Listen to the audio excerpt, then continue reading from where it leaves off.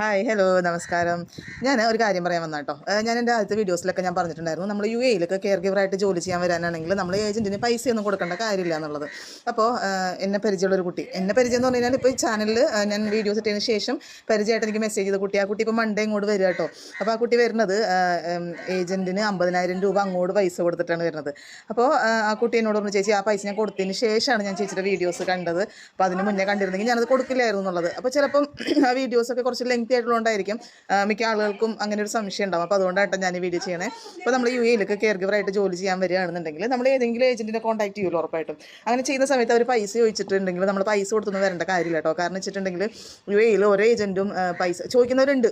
നമ്മൾ ആദ്യമായിട്ട് വരുന്ന ആളുകളാണ്, നമുക്ക് ഒന്നും അറിയില്ല, നമുക്കിവിടെ പരിചയമുള്ള ആളുകളൊന്നും ഇല്ല, അന്വേഷിക്കാനുള്ള ആളുകളൊന്നും ഇല്ല എന്നൊക്കെ ഉണ്ടെന്നുണ്ടെങ്കിൽ അവർ നമ്മുടെ അടുത്ത് പൈസ മേടിക്കും. നിങ്ങൾക്ക് ഇവിടെ വന്നിട്ട് ഫുഡ് വേണ്ടേ, അക്കോമഡേഷൻ വേണ്ടേ, പിന്നെ നമ്മുടെ ഏജൻസിയിൽ നിന്ന് ഒരു ദിവസത്തെ ട്രെയിനിങ് നമുക്കുണ്ട്.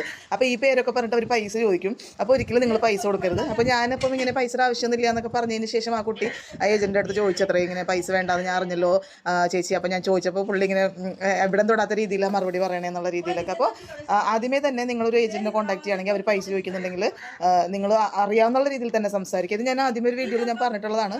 ഇവിടെ പൈസ വേണ്ടല്ലോ, ഞങ്ങൾക്ക് അറിയാമല്ലോ റൂൾസ് എന്നുള്ള രീതിയിൽ തന്നെ സംസാരിക്കുക. കാരണം ഇവിടെ നമുക്ക് പൈസ ഒന്നും കൊടുത്തിട്ട് വരേണ്ട കാര്യമില്ല. പിന്നെ ഞാൻ പറഞ്ഞ മാതിരി നമുക്ക് വിസയുടെയും ടിക്കറ്റിൻ്റെയും ചിലവ് നമുക്കാവും.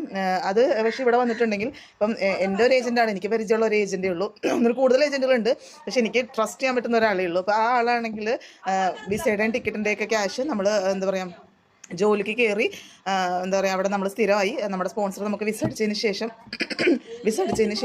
നമ്മുടെ ഏജൻറ്റ് നമുക്ക് ആ പൈസ തിരിച്ചു തരുകയും കൂടെ ചെയ്യും കേട്ടോ. അതെന്തുകൊണ്ടാണ് പുള്ളി ആദ്യമേ വിസ തരാത്തതെന്നും കൂടെ ഞാൻ പറയാം.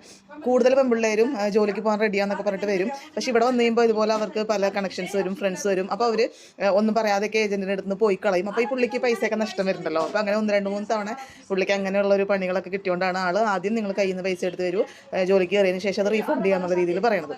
അപ്പോൾ ഏത് ഏജൻറ്റിൻ്റെ കൂടെയാണ് നിങ്ങൾ കെയർ ഓഫിലാണ് വരുന്നെങ്കിലും പൈസ കൊടുത്തിട്ട് വരാതിരിക്കാനായിട്ട് മാക്സിമം നോക്കുക.